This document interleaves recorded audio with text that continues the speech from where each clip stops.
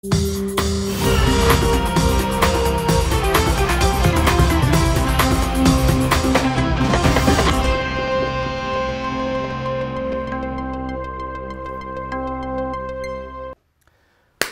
bem, pessoal, está começando o Desperta ECL, 8 de agosto, 7 horas da manhã. Bem-vindas, bem-vindas. Muito obrigado a todo mundo que está chegando por aí. Vai deixando seu like, inscreva neste canal. Este programa, lembrando para quem está nos acompanhando pela primeira vez, vai ao ar todos os dias às 7 horas da manhã, ao vivo, de segunda a sexta, porque, claro, sábado e domingo a gente descansa um pouquinho, né?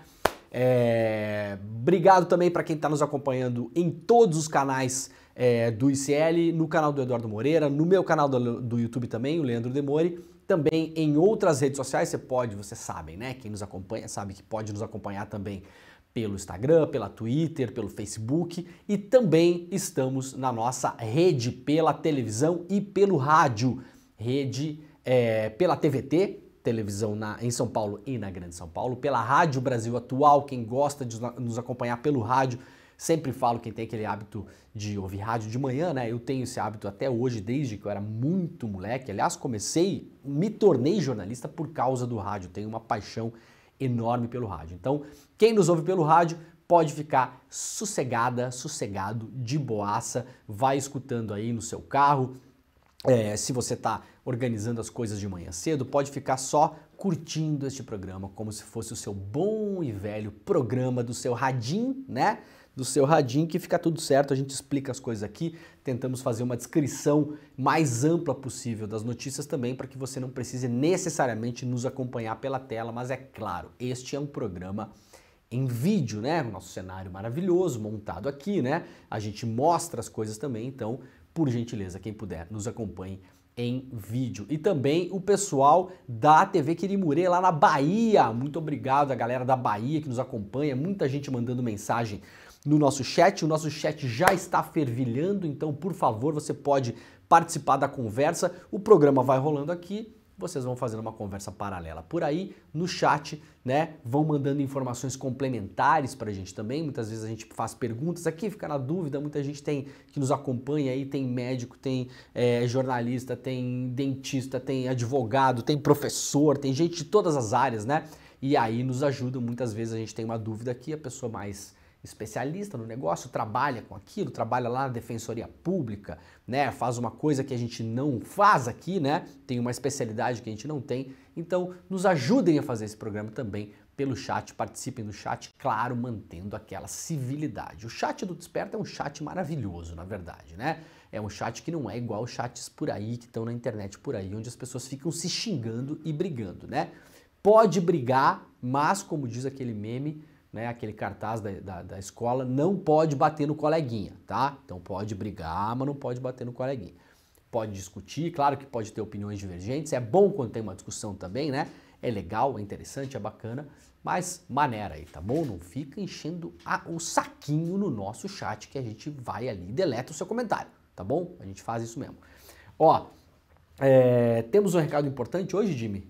Temos o texto já do recado importante, aliás? Deixa eu ver se eu recebi aqui, porque a gente tem um recado importante antes de mais nada, né?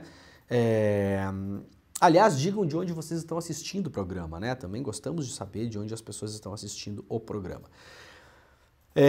Sim, temos um recado importante. Ó, você sabe que o ICL tem um modelo de negócios, como se chama aí no mercado, né? Tem um modelo de negócios muito diferente do modelo de negócios da imprensa tradicional, né?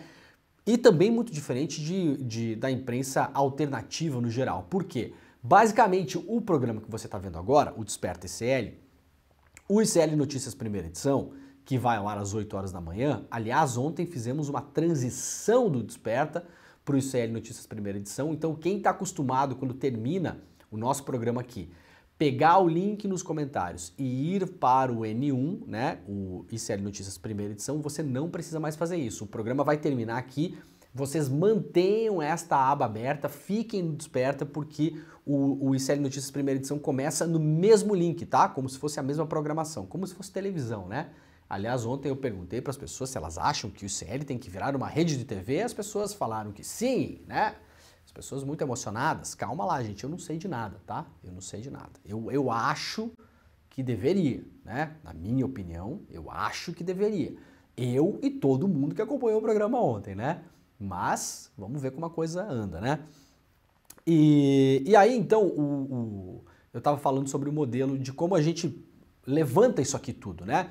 Porque, afinal de contas, não tem patrocínio, né? Vocês não vão ver aqui patrocínio da Ambev, da Lojas Americanas, do que mais? Do negócio de banco, de não sei o que, bet, a aposta no jogo de futebol. Aqui não tem essas coisas, né? Quem acompanha o Desperta, quem acompanha o CL, sabe que é um canal que não tem patrocínio, não tem dinheiro externo, não tem a monetização do YouTube. Então, para quem não sabe, o YouTube, quando você passa programas no YouTube, o YouTube faz duas coisas. Se você é assinante do YouTube, você eventualmente não vai ver aquelas propagandas do YouTube que aparecem no meio dos vídeos ou no começo dos vídeos, ok? Para isso você está pagando, você paga para não ver comercial. Se você não paga, aparece o comercial para você. Uma parte da grana desse comercial que vem das empresas que anunciam no YouTube. Para quem não sabe, o YouTube é uma grande agência de publicidade, né? Uma parte vai para o que o YouTube chama de criadores, que são basicamente as pessoas que fazem vídeos no YouTube. O ICL não pega esta monetização também, tampouco, né? Então, o ICL sobrevive de um modelo que há uma área do ICL que é uma área de cursos, são mais de 200 cursos, aliás, o QR Code fica aparecendo por aí, né? Aqui, em algum lugar por aí. Para quem quiser conhecer, o Instituto Conhecimento Liberta. E aí, os cursos fazem com que a gente consiga ter estas maravilhas de programas noticiosos para deixar a cachola de todo mundo um pouco mais cheia de informação relevante, né? Então, a gente tem aí alguns ciclos, os cursos são perenes, você pode entrar lá, como diz o Eduardo Moreira, custa menos de um sanduíche por mês, você pode entrar lá, ter acesso a mais de 200 cursos, gente, é curso mesmo, tá? Não é videozinho que o maluco pegou na internet ali, colocou lá, não é enrolação, não, é curso mesmo, é aula, tá? Aula que muitas delas, se você tivesse que pagar para ir num evento desses que rola por aí, com os figurões e com as figuraças que dão aula no ICL, você vai gastar uma grana federal, né? E você vai pagar uma grana que é assim, um sanduba por mês. Se pagar um pouquinho mais, aliás, pode dar uma bolsa para quem não tem condições de pagar. Então tem mais isso ainda, tá? E aí, todo mês a gente faz um grande evento no ICL, uma grande aula. Já teve aula com Domênico De Masi, já teve aula com Cornel West, já teve aula com grandes cabeças, grandes pensadores do Brasil e do mundo, coisa que você não teria, né? São aulas exclusivas feitas só para o Brasil, gratuitas, essas grandes aulas, né? E agora a gente vai ter mais uma, que eu preciso pegar o texto aqui, né?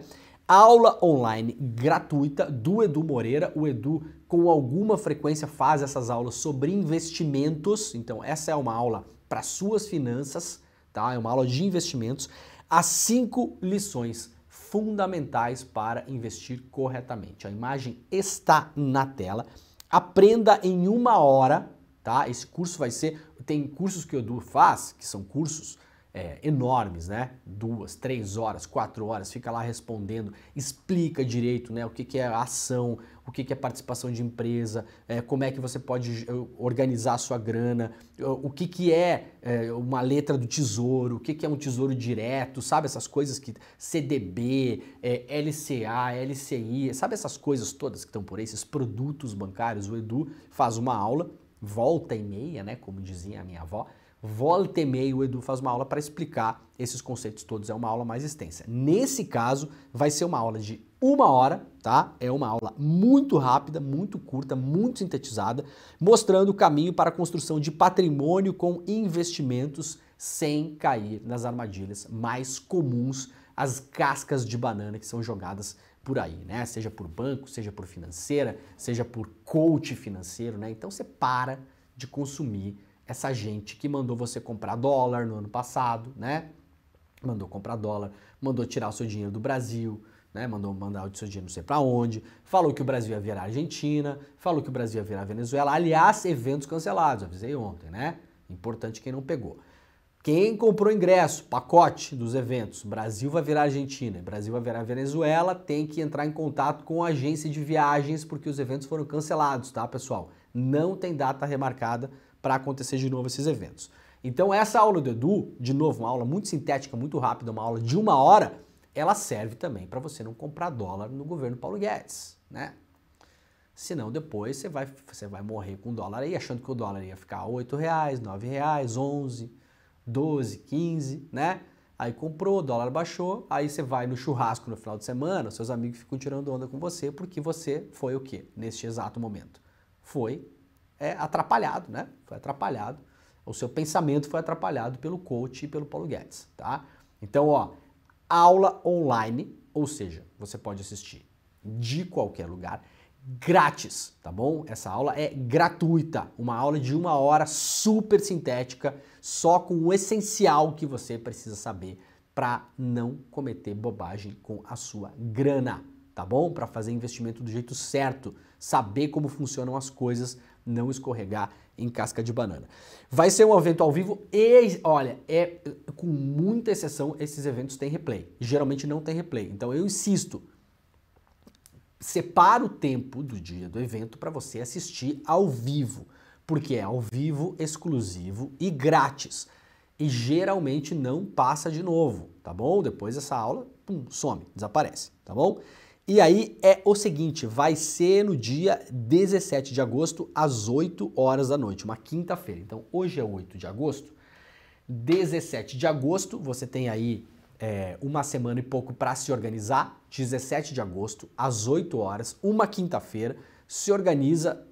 Como é uma aula rápida, pode fazer inclusive com a criança ali em casa, né? Como é o meu caso, lá gritando, andando de bicicleta no apartamento, derrubando as coisas, né? Tenta fazer ali. Pode botar o fonezinho também, né? Bota o fonezinho, tem muita gente que não consegue ver a aula, então pode só ouvir a aula, também funciona, né? O Edu é um cara super didático, é um professor de fato, né? Então vai ensinar a gente em 1 hora para a gente saber fazer investimento do jeito certo. Tá bom? Tá dado o recado. Aliás, Edu Moreira hoje estará na CPI das Americanas. O ICL vai transmitir a CPI das Americanas a partir das 15 horas, se eu não me engano. O pessoal pode confirmar, pessoal da produção, se eu tô com o horário certo na cabeça, mas eu acho que é isso, né? E aí o William De Luca vai fazer a transmissão ali da CPI, vocês poderão acompanhar. O Edu estará lá como convidado, né? Porque é uma pessoa de notório saber, é um cara que conhece mercado financeiro, vai poder explicar também ali para as pessoas que estão presentes na CPI como se opera um tipo de fraude como se operou das Americanas, né? A expectativa que temos também de ver essas pessoas punidas. Ontem o André Roncalha no ICL Notícias segunda edição falou que tem baixas expectativas de ver os controladores das Americanas, né, os bilionários de referência punidos. Veremos o que acontece e eu farei uma participação também hoje comentando a participação do Edu na CPI, tá bom? Então a partir das 3 horas da tarde hoje você vai passar o dia com o ICL, né? Acordou com Desperta, depois vai para o ICL Notícias primeira edição, cujo link não estará no chat porque faremos uma transmissão contínua, então termina o Desperta, você vai direto para o N1 hoje. Às 3 horas tem CPI, estaremos lá, é isso, né? 3 horas, né? Às 3 horas tem CPI com o William De Luca, transmissão ao vivo pelos canais do ICL. O Edu Moreira estará na CPI fisicamente, a Pessoinha, né? Pessoinha Edu, pegou um avião, Pessoinha Edu desceu do avião, Pessoinha Edu estará lá, a pessoa, né? Tem que avisar, porque parece que hoje em dia tudo é online, mas não é lá, estará lá o homem. E aí eu vou comentar também alguns trechos da CPI hoje à tarde para vocês no ICL. Então acompanhem para ficarem ligados também. É uma CPI que está meio de lado, né? Mas é uma CPI importantíssima. Muito que bem. Vamos lá, gente. Ó, frente fria deve provocar ondas de até 3 metros nos litorais de São Paulo e Rio de Janeiro. Depois desse calor que a gente teve totalmente desproporcional, fora de época, no meio do inverno, o sul do Brasil estava um calor, né, na última semana, absurdo para a época que a gente está. Ontem no programa a gente falou também sobre os Andes, mostrando que nos arredores lá do Chile, perto do lago Titicaca, aliás, fez o maior calor e o maior índice de derretimento de neve para essa época do ano nos últimos 70 anos. Então eu falei ontem, a chapa está quente, a gente está fazendo uma cobertura importante sobre isso, eu tenho alertado as pessoas também, engajem-se na emergência climática da maneira que vocês puderem, politicamente, se você tiver 15 minutos no dia, leia, se informe e tenha algum tipo de engajamento, porque é a grande emergência do nosso tempo. Então, a chegada da frente fria promete amenizar o calor, mas deve provocar ondas grandes nos litorais de São Paulo e Rio de Janeiro. Então, fica de olho aí, porque a Defesa Civil, quem mora em área litorânea, né, em área costeira, atenção, tá bom? Gente que costuma fazer esporte no mar também, galera que vai surfar, galera que faz esporte aquático, presta atenção, fica de olho, porque o mar não vai estar bom. Não vai estar bom para surfista, é relativo, né? Porque se der onda, surfista acha que tudo é bom. Mas cuidado se você é mais inexperiente, atenção que nos próximos dias tem risco de ressaca no mar para a próxima quinta-feira, em Santos, no litoral paulista, em Campos dos Goytacazes, no Rio de Janeiro, com possibilidade de ondas de até 3 metros de altura, isso conforme a Defesa Civil e a Marinha. O motivo é a passagem da frente fria que vai mudar o tempo no estado de São Paulo. A Defesa Civil recomenda que pessoas evitem a prática de esportes no mar, como surf, windsurf e kitesurf. E também, se você mora próximo da costa, fique atento, tá? Fique atento, porque pode dar problema, né? Cúpula da Amazônia começa sob protestos e cobrança por fim da exploração no petróleo da região. A Cúpula da Amazônia começa nessa terça-feira em Belém, na verdade, né? Hoje, no Pará, tendo a discussão sobre a possibilidade da ampliação da exploração de petróleo na região como uma das principais preocupações da sociedade civil. Ao lado, claro, dos temas como desmatamento, garimpo e questão indígena. Antes da abertura oficial do evento, na segunda-feira foi marcada pelo encerramento das atividades preparatórias para a cúpula, o Debates Amazônicos, evento com a participação da sociedade civil que tinha por objetivo fazer propostas para os representantes de cada país que estarão representados na cúpula. O petróleo, de novo, ganhou destaque nessas sugestões. Um protesto de uma organização, da organização Engaja Mundo, buscou materializar a preocupação. Os manifestantes usaram máscaras e roupas de proteção individual. No cartaz, a cobrança: a COP vai passar e quantas manchas vão ficar? O presidente da Colômbia, Gustavo Petro, que aliás está passando por um momento muito difícil na Colômbia, né? Já vou falar sobre isso rapidamente aqui. Engrossou o coro. A sua comitiva falou da necessidade de redução da exploração de petróleo, que é um dos compromissos do presidente colombiano, que tem feito falas duras contra os combustíveis fósseis desde a sua eleição. Um documento assinado por mais de 80 entidades, intitulado Amazônia Livre de Petróleo e Gás, pede para que seja formalizada uma política articulada de eliminação imediata dos combustíveis fósseis. Isso tudo vai ao encontro, né, ou de encontro, depende da visão, dos planos da Petrobras de explorar petróleo lá na foz do Amazonas. O Petro, rapidamente, para quem não está acompanhando, a Colômbia, o Petro foi eleito, um governo de esquerda eleito na Colômbia, o que não deve ter acontecido nos últimos, sei lá, 40, 50 anos, talvez nunca, eu não sei exatamente de cabeça, talvez nunca deva ter acontecido da maneira como aconteceu. O Petro vem fazendo vários movimentos interessantes, né? Entre eles, chegou no governo e mandou para a reserva, assim, ó, dezenas de militares da alta cúpula, dezenas, para tentar dar uma limpada na área, e agora está sofrendo um procedimento, na verdade, que ainda não chegou no Petro, né? Mas o filho dele, Nicolás Petro, usou o nome do pai durante a campanha eleitoral, o Nicolás e a esposa, né? A Day Vázquez, que hoje é ex-esposa, mas na época eram casados. Eles usaram o nome do pai para receber dinheiro de figuras estranhíssimas na Colômbia, entre eles um cara chamado El Hombre Malboro, que é um cara que foi condenado por tráfico de drogas, ficou preso nos Estados Unidos vários anos, agora voltou à Colômbia. Inicialmente, a denunciante desse caso é a ex-mulher do filho do Nicolás Petro, do Gustavo Petro, o Nicolás, né? Ela falou que ele usou o nome da campanha do pai, dizendo que esse dinheiro seria para financiar a campanha do pai, mas na verdade o Nicolás Petro, filho do presidente, ficou com o dinheiro para si. Comprou uma mansão luxuosa em Barranquilha, fez uma reforma na Babesca, né? Usou esse dinheiro para ele. Agora a fiscalia local, a procuradoria local, está tentando fazer uma denúncia para colar esse escândalo de corrupção do Nicolás Petro no Gustavo Petro, dizendo que esse dinheiro foi para a campanha também. Não eram as primeiras informações da Day Vázquez. que é a primeira denunciante. Ela falou que o dinheiro não teria ido para a campanha. É uma guerra jurídica que vai acontecer ali. O Nicolas Petro é um cara que pelo que já se viu, né, é um cara que praticou corrupção de fato, recebeu essa grana, confirmou que recebeu essa grana, comprou essa casa, usou esse dinheiro. Então o Nicolas Petro tem toda a cara de ser um cara que a gente não pode saber porque não terminou o processo ainda, né? Então, como ninguém aqui é o Deltan Dallagnol, ninguém vai julgar a pessoa antes de ser condenado. Então vá ao processo, mas tem toda a cara de ser um cara corrupto pra caramba, o filho do Petro, né?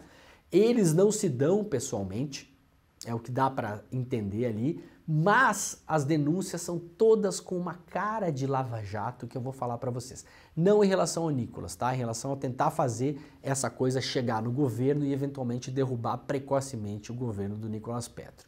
Está sendo feito ali por uma procuradoria que está tentando colar isso na campanha. Não há provas, por enquanto, nenhuma de que a campanha de fato recebeu esse dinheiro. A própria denunciante, a Dey Vasquez, essa ex-esposa do filho do Nicolas Petro, falou que o Gustavo Petro não sabia das trampas do filho, não recebeu dinheiro, que a campanha não recebeu dinheiro e, claro, sempre tem imprensa no meio. Quem está denunciando todo esse caso desde março desse ano é a revista A Semana, que é uma revista que já declaradamente, inclusive pelo seu próprio diretor de redação, falou que gostaria de ser uma espécie de Fox News na Colômbia. Então vocês imaginem mais ou menos para onde vai essa revista, né? É uma mistura de Jovem Pan com Fox News com revista Veja dos anos 90, né? Mais ou menos isso. Dos anos 90 não, dos anos 2000 também, porque a Veja, vamos lembrar, deu 5 capas para falar bem do Sérgio Moro, né? Então, como eu sempre falo no programa aqui, importante, quem acompanha, sabe, quem está chegando pela primeira vez, fiquem ligados nisso. Este programa é texto e contexto. Então a gente não vai só ler notícia aqui. Se é para ler só notícia para vocês façam o seguinte, vocês comprem uma Alexa ou um Google Home, sei lá o quê, e pede para ler notícia para você. Daí você fala assim, né? Fulano, lê a notícia para mim, o que está rolando, daí vai ler para você. Esse programa aqui não serve para isso. Então a gente lê, analisa, tenta entender e traz para vocês também aqui e gostamos também de que vocês conversem entre si no chat para também tentar debater a questão e entender. Então, ao contexto da Colômbia, o governo Nicolas Petro, o governo Gustavo Petro, um governo de esquerda, é uma raridade na Colômbia, é um governo que desde o primeiro dia a velha direita colombiana tem vontade de derrubar. E esse caso é um caso que claramente tentarão usar para derrubar o governo, tá? Então fiquemos de olho, porque o que aconteceu no Brasil não é exceção, aconteceu em outros países da América Latina e, na minha opinião, não vai parar de acontecer. Esse grande combate à corrupção, a guerra à corrupção, né? Que sempre falamos. É óbvio que tem que combater a corrupção, é lógico, é evidente. Eu não tenho a menor dúvida disso. Não há nenhum antagonismo entre dizer não, vamos observar o devido processo legal, vamos olhar o contexto político, vamos olhar o papel da imprensa, vamos olhar o papel dos acusadores e combater a corrupção. Pelo contrário.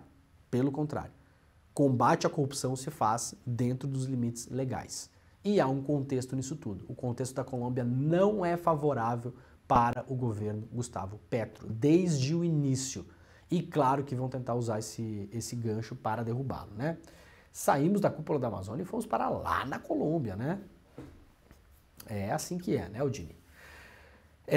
A Amazônia pode atingir ponto de não retorno em 2029. Entenda o que isso quer dizer, matéria lá do G1. Após anos de crescimento de índices de desmatamento, degradação e queimadas na Amazônia, cientistas alertam que o bioma pode estar perto de um ponto de não retorno. Um estudo escrito por uma coalizão de cientistas e líderes indígenas apontam para o colapso já em 2029. 2029 é amanhã, tá? Amanhã, não é mais o futuro que não veremos, né? A gente não trata mais da emergência climática como um futuro que quem tem 30, 40, 50, 60 anos não vai ver. Atenção nisso, tá? Isso é importante. A gente não fala mais hoje em dia, quando se fala em emergência climática, para cuidar do planeta para os nossos filhos e os nossos netos, que era o que se falava muito até uns anos atrás, né?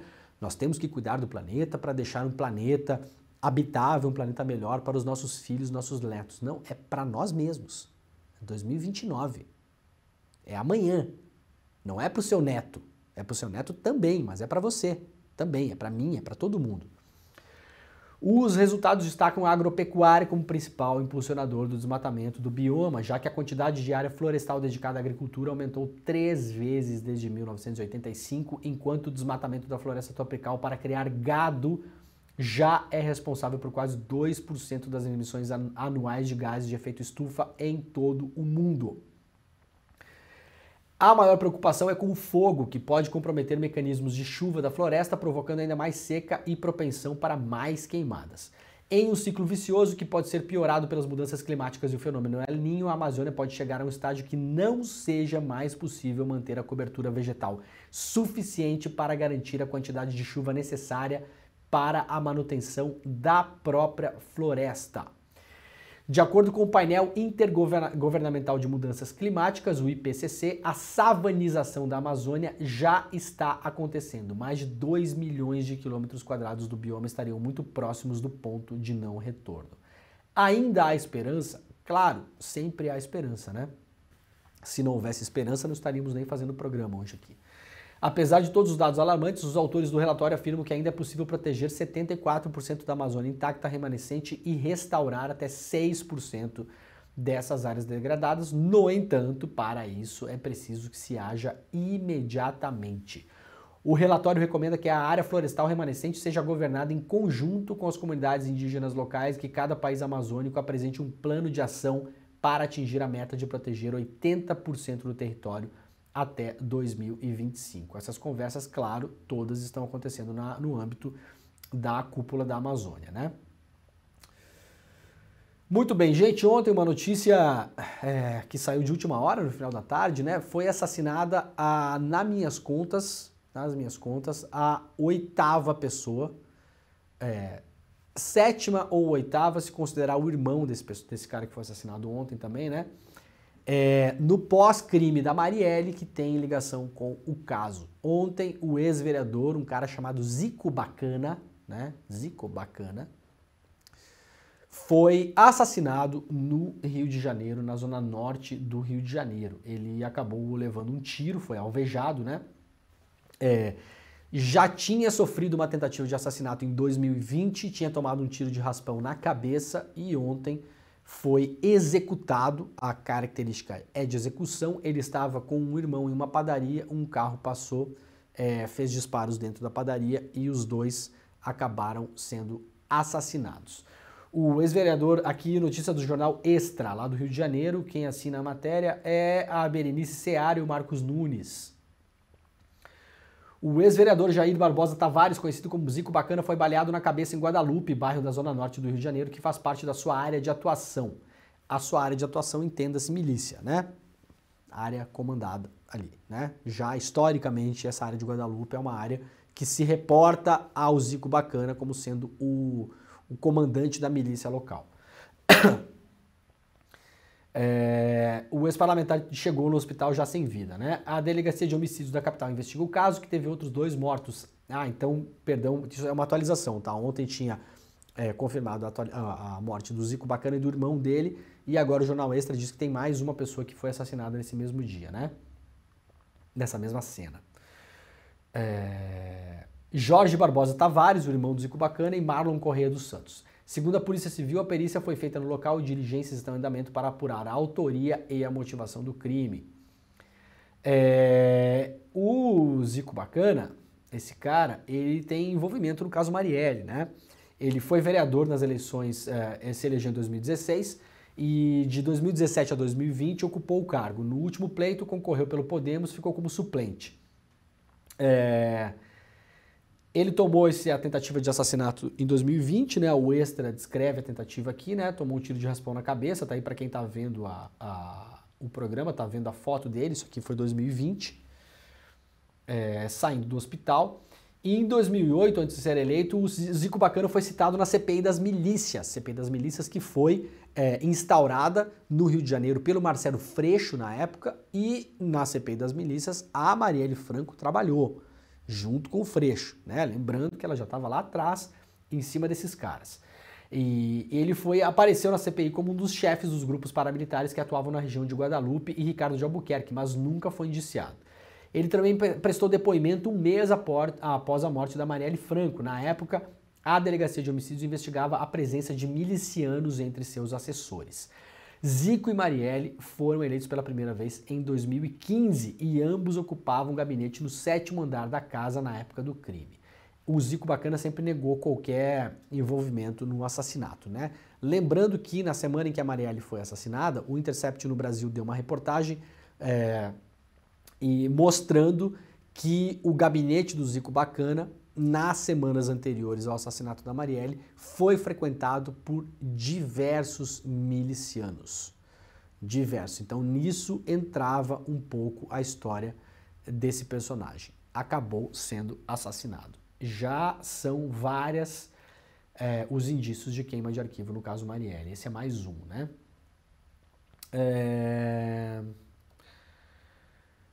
Gente, notícia importante lá do Metrópolis, a matéria é longa, então eu não vou ler para vocês toda ela, eu vou ler só o título aqui, depois vocês, por favor, procurem no Metrópolis, porque ela é super importante, é uma reportagem bastante detalhada que detalha o problema, para a gente entender o problema, tá? Presidente do STF propõe fechar o cerco a eventos patrocinados de juízes. Rosa Weber vai levar ao CNJ a proposta que prevê conflito de interesses para julgar patrocinadores de eventos e proíbe presentes acima de R$100. A Rosa Weber está deixando o STF, né? Então está tendo assim uma saída triunfal, porque essa briga aqui eu quero ver essa briga andar. Isso aqui basicamente diz o seguinte: se você tem uma empresa, um escritório de advocacia, um banco, qualquer coisa, né? E você tem um processo andando num tribunal, num TJ, no STJ, num tribunal de arbitragem, uma causa, né?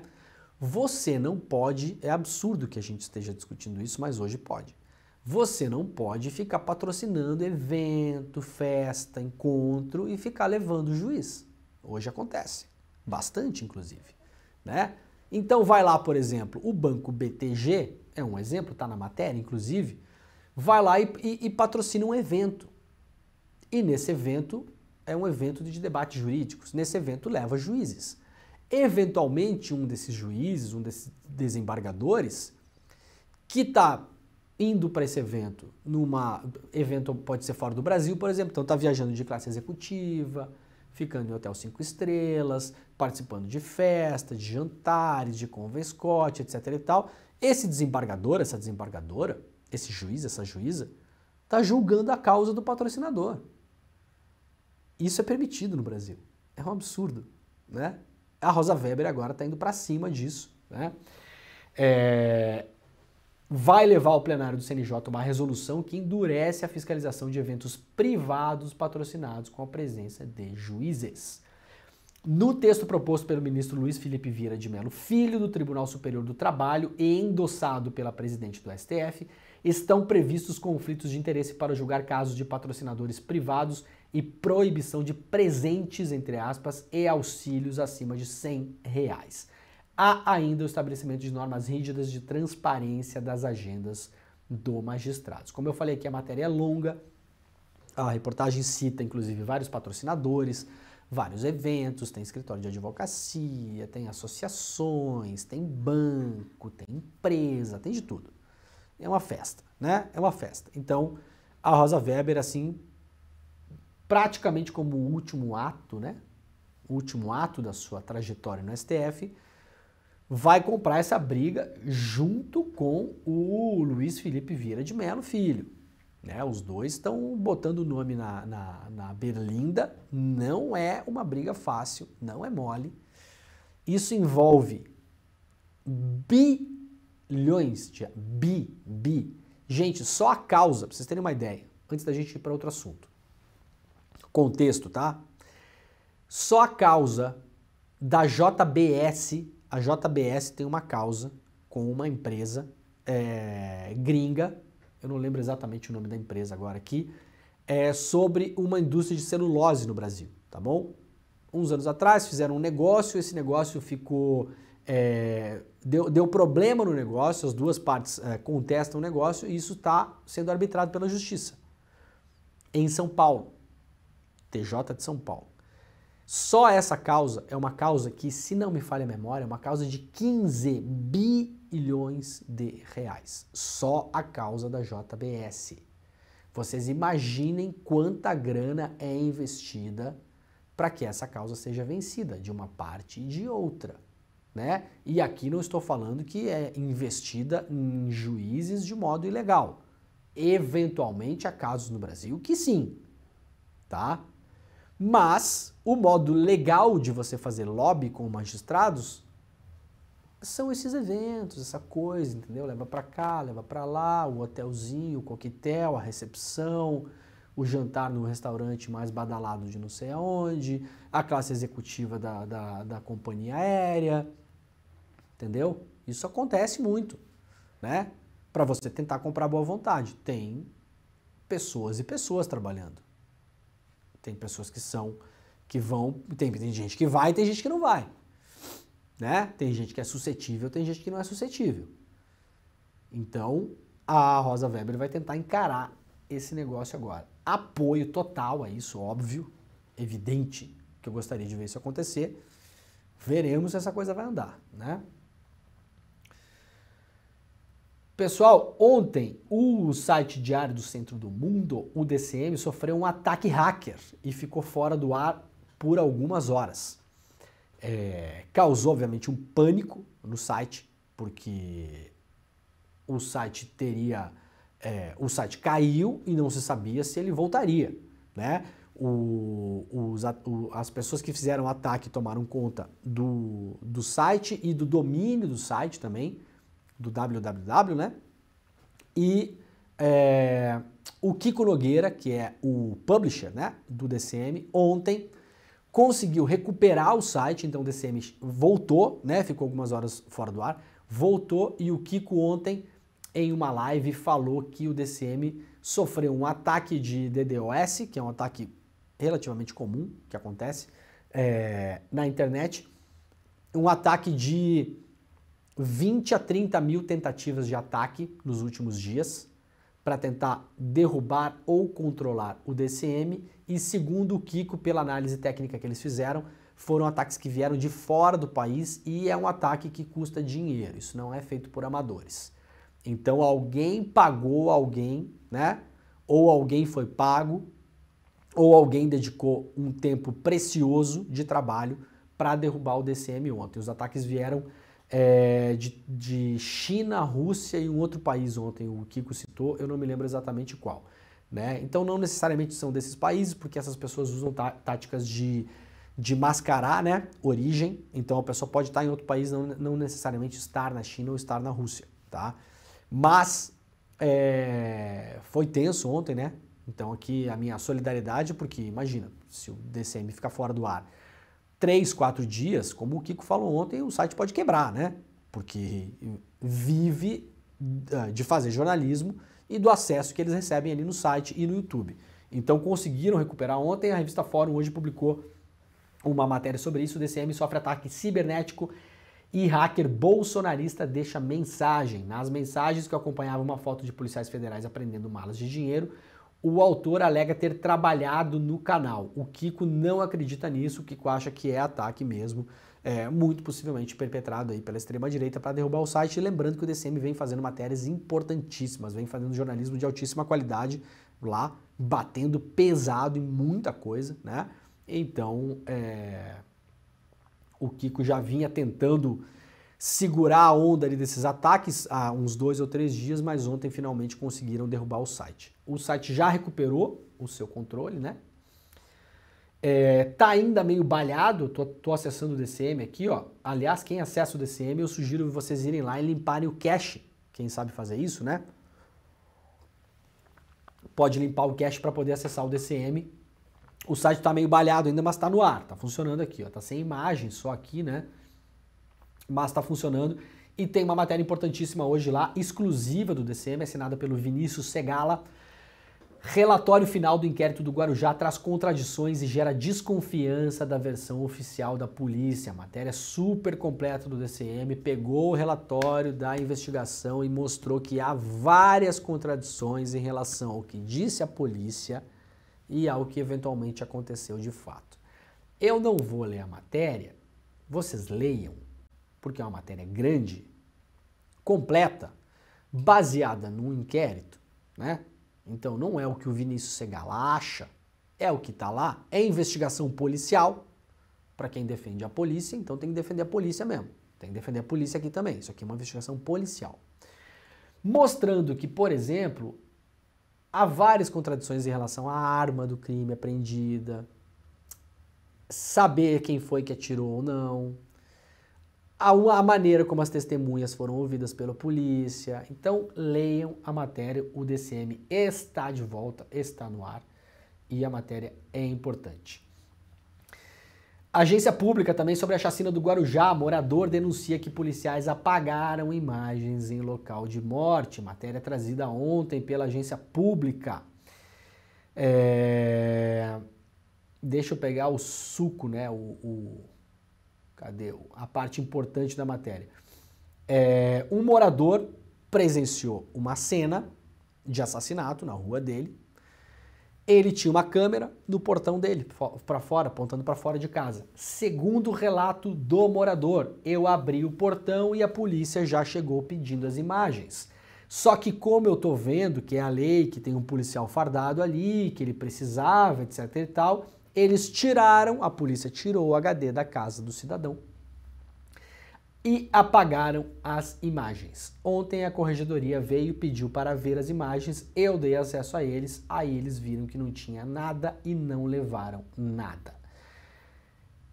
Isso soma-se a tudo o que a gente já falou sobre a chacina do Guarujá essa semana e na semana passada. Para além de tudo, vários dos policiais militares que participaram dessa operação, onde teve, por enquanto, 16 mortos, não estavam usando e ou estavam desligadas as câmeras dos uniformes.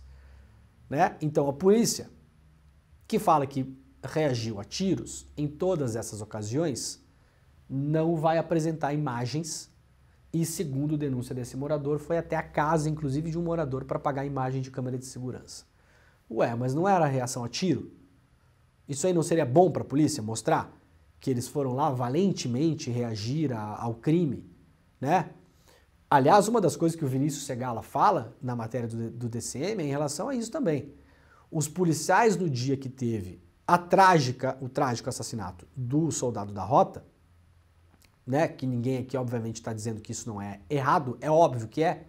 Quem matou o soldado é um criminoso, tem que ser encontrado, tem que pagar por isso. Lógico, tem que falar.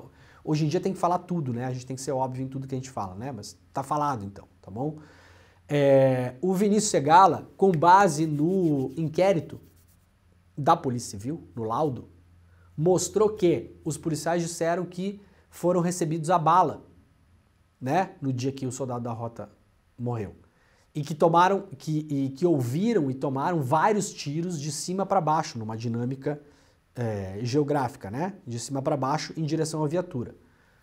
Sabem quantos furos de bala tem na viatura? Zero. Nenhum. Zero. Absolutamente zero. É curioso, né? Não é, então, assim, não é só isso. Claro que não é só isso. Há vários elementos ali no inquérito, na perícia, mostrando que a versão da polícia é estranha. É bem estranha.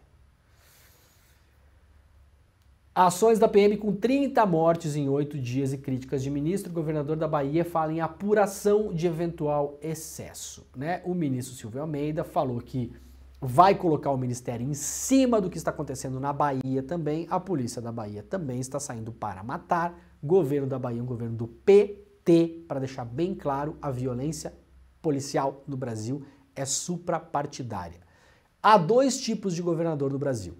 O governador que não controla a polícia e tenta ter uma mínima convivência, né? Porque não controla a polícia. E o governador que controla a polícia para matar. Tem esses dois tipos de governadores no Brasil. Não tem nenhum governador no Brasil que controla a polícia militar. Nenhum. Zero. Vocês podem ter certeza do que eu estou falando. Quando a polícia militar, enquanto corporação armada, agindo da maneira que age, decide fazer uma coisa, não há governador que peite a polícia. Peita até ali só, até a página 2. Depois não vai mais. Então, isso que está acontecendo agora, a gente tem que denunciar, estamos denunciando, estamos falando sobre isso, mas só vai se resolver com uma reforma profunda das corporações polícias militares. Não vai resolver de outro modo. Daqui a 3 meses nós estaremos falando de chacina policial de novo neste programa. Infelizmente, eu tenho certeza disso. Certeza. Eu estou acostumado já. Já vi. Estou vendo de novo. A dinâmica é sempre a mesma. Os governadores não têm o controle sobre as corporações. São corporações armadas, com vários interesses internos, com fraturas, com policiais corruptos, com policiais assassinos, com gente envolvida com milícia, com policial que pega arrego de tráfico. Tem policial bom nas corporações? Tem. Vamos falar o óbvio de novo aqui. Gente, o óbvio não é notícia, tá? O óbvio não é notícia. A gente não tem que fazer notícia aqui para dizer, nossa, tem policial bom na polícia. Claro que tem. Tem jornalista bom no jornalismo, tem policial bom na polícia, tem médico bom no hospital, tem advogado bom, tem juiz bom. A gente está falando aqui do que não presta. O bom, você é pago para fazer o seu trabalho direito. Ninguém vai aplaudir você porque você não está saindo por aí pegar arrego do tráfico, né? Ai, parabéns que você não participa de grupo de extermínio.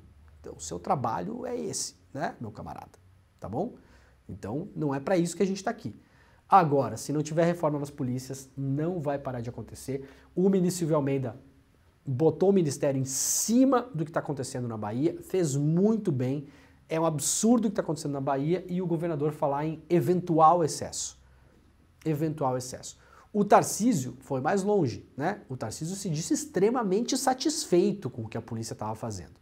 Então há sim uma diferença entre uma coisa e outra. Claro, as duas falas são absurdas, mas no nível do absurdo, a do Tarcísio é uma fala que se coloca ao lado da PM. E fala, isso aí mesmo, vamos lá, bora lá.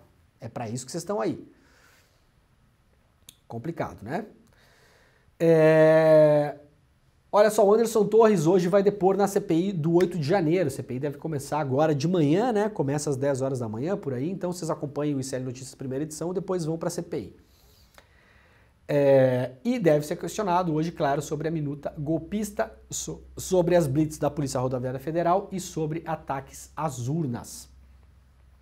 Anderson Torres é aguardado para depor na CPI do 8 de janeiro nesta terça-feira e enfrentar questionamentos que incluem seu apoio às investidas bolsonaristas contra as urnas eletrônicas, a atuação da Polícia Rodoviária Federal no segundo turno da eleição presidencial e a minuta golpista encontrada pela Polícia Federal na sua casa. O ex-ministro da Justiça do Bolsonaro, o delegado federal, chegou a ser preso em janeiro e é investigado porque ocupava o cargo de secretário de Segurança Pública do Distrito Federal nos dias dos ataques aos prédios dos três poderes. Ou seja, ele era o cara responsável pela segurança da bagaça toda. Tá bom? Não desvirtuem a cabeça em achar que era o G Dias, que era o GSI, não sei o quê, né? A responsabilidade. Quem poderia ter evitado... Olha só, importante aqui. 2 instituições poderiam ter evitado que os golpistas se reunissem, saíssem de onde saíram, caminhassem até a Praça dos Três Poderes, invadissem e quebrassem tudo. Primeiro, Exército Brasileiro, porque permitiu a reunião de golpistas na frente do seu QG, tem poder legal para mandar aquelas pessoas ir embora, não o fez porque não quis. Não precisava de autorização judicial, isso é mentira. Qualquer militar que falar isso para vocês está mentindo, mentindo. O Exército tem poder de polícia em um raio de 1,3 km das suas unidades. Se tem alguém... Vamos fazer um exemplo rápido. Se fizer um acampamento na frente do QG de Brasília agora para fazer a Marcha da Maconha, o Exército vai deixar? Pergunto. Vai deixar? Ficar acampado lá 4 meses, fumando maconha e falando que não tem que mais descriminalizar maconha. O Exército vai deixar? Vai ficar de boa? Na porta do quartel? Não vai, né? Ei, general, não vai rolar, né? Então, a galera que estava acampada na frente do seu QG estava cometendo crime também. Ah, mas fumar maconha não pode, é crime. Sim, pedir golpe de Estado também não pode, é crime também. Então, os generais do Exército Brasileiro, eles escolheram qual crime pode e qual crime não pode cometer. Então, o crime de tentativa de abolição violenta do Estado Democrático de Direito pode. Tentativa de impedir presidente eleito de tomar posse pode. Essas aí podem todas, né? O crime de insuflar as Forças Armadas contra os poderes constituídos pode. Isso tudo é crime, né? Agora, se fizer uma marcha da maconha na frente do QG agora, os caras vão deixar? Tá liberado o seu general? Não tá, né? Então vocês são responsáveis. O outro responsável era o Anderson Torres, que era o cara que comandava a PM do Distrito Federal, que não impediu que esses acelerados chegassem até a Praça dos Três Poderes.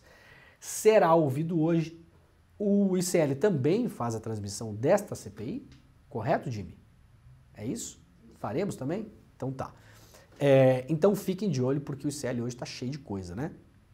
Vai ter a CPI das Americanas, o Eduardo Moreira vai participar da CPI a partir das 3 horas da tarde. Eu estarei lá comentando também as falas do senhor Eduardo, né? Fazendo um react, né? React do Casimiro, da participação do Eduardo. E também vai ter a CPI do golpe hoje, CPI que vem esquentando nos últimos tempos, né? CPI, lembrando, na última sessão, na terça-feira passada, a Jandira Fegali simplesmente, do nada, apareceu com as pedras preciosas do Bolsonaro, né?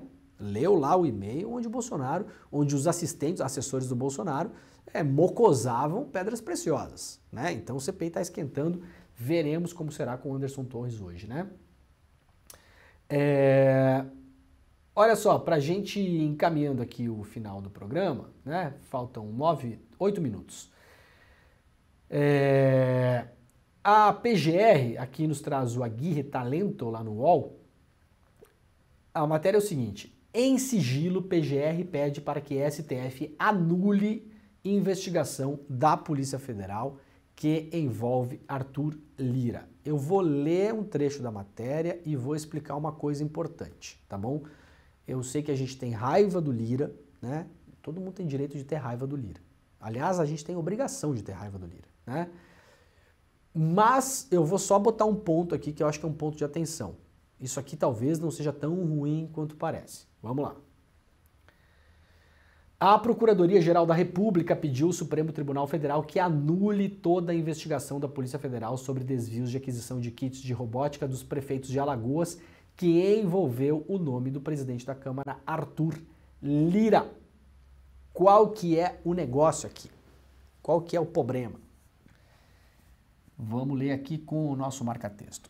Na manifestação sigilosa, a PGR argumentou que havia indícios da relação de Arthur Lira com os fatos investigados desde a fase inicial do inquérito. Por isso, opina a Procuradoria-Geral da República, a apuração deveria ter se iniciado perante o STF e não na primeira instância. O pedido é assinado pela vice-procuradora, já conhecida, Lindora Araújo. Qual que é a questão disso aqui? O problema, gente, é que se essa investigação segue adiante do jeito que ela está, ela corre um risco, segundo já um parecer da PGR, de nulidade processual. Então, esse é o lance. Agora, a ver como as coisas vão andar. O posicionamento da PGR foi apresentado para fundamentar o julgamento de um recurso apresentado pelo Lira, né? Esse recurso paralisou a apuração por ordem do Gilmar Mendes. Qual é o grande caso aqui? O melhor para esse caso, do que eu entendo do que está acontecendo, tá? Seria que esse caso recomeçasse no seu devido lugar. Isso aqui não significa não punir o Lira. Ou espero que não signifique, né, ministro Gilmar? Espero que não signifique isso. Nem os prefeitos, nem as pessoas que foram envolvidas na questão do kit de robótica. O problema é que a própria PGR já está dando indícios de, olha, se esse caso seguir do jeito que está, ele será anulado lá na frente. Porque tem um cara aqui que tem foro, prerrogativa de foro. E isso deveria ter começado já de cara pelo STF. É claro que sabemos, se essa denúncia tivesse que ter sido feita pela PGR, talvez não tivesse sido feita. E talvez nós nem saberíamos do caso que sabemos hoje. O caso é concreto, o caso de kit robótica é concretíssimo. A gente viu, né? 70% do dinheiro investido em kit robótica no Brasil foi parar nas Alagoas. Né? A nossa NASA, National Alagoas Space Association. Então o caso existe, a gente não vai dessaber o que a gente sabe, ninguém vai desver o que viu, né? Tá exposto, tá visto, mas atenção nisso aqui. Tem uma diferença entre o que pode parecer terminar em pizza, que temos que cuidar sim, a gente vai ficar de olho, mas a gente já viu casos importantes serem levados adiante e serem anulados lá na frente porque não seguiram o procedimento correto. Me parece que não está errada a PGR nesse caso e nem o Gilmar Mendes, hein? Me parece. Tá bom? De pouco adianta a gente seguir, né, com esse caso e esse caso ser anulado lá na frente.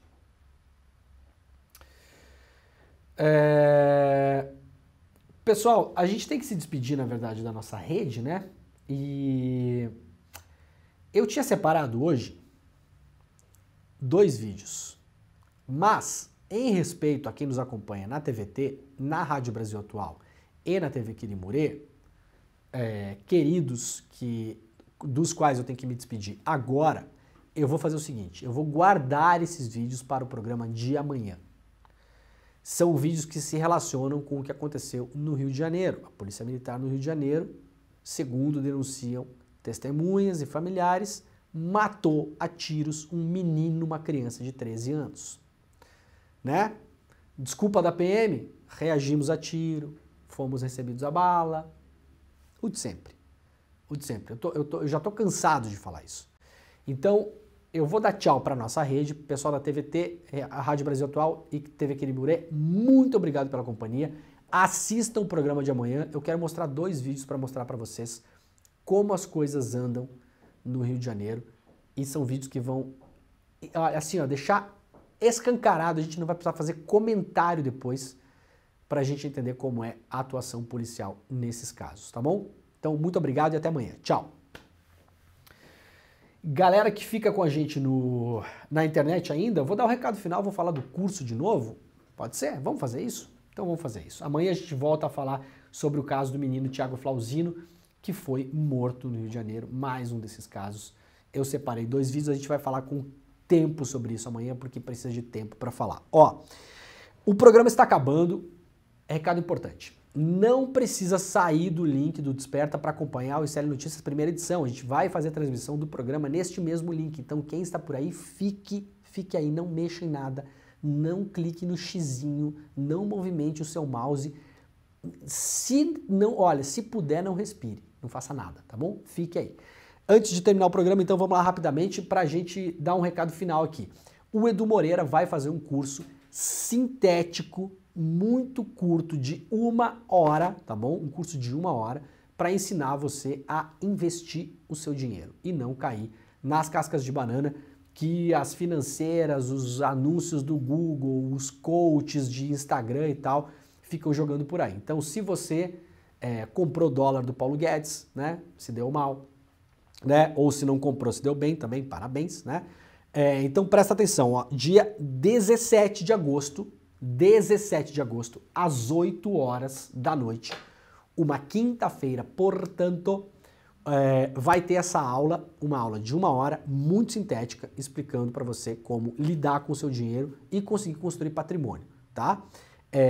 De graça, ao vivo e não tem repeteco. O que as pessoas têm que fazer, Jimmy? Tem um link, né? Eu não falei o link no começo, né? icl.com.br/desperta, isso ou esse não é esse? edu.com.br/desperta. Edu? Edu1, númerozinho, né? edu1.com.br/desperta, tá bom? Aula ao vivo, exclusiva, única, grátis e não tem repeteco. 17 de agosto, 8 horas da noite, edu1, númerozinho 1, edu1.com.br/desperta, você garante a sua vaga nessa aula. O programa está acabando. Muito obrigado a todas e todos que estiveram por aí hoje. Um beijo enorme. Voltamos amanhã às 7 horas da manhã e está começando o ICL Notícias, primeira edição. Tchau.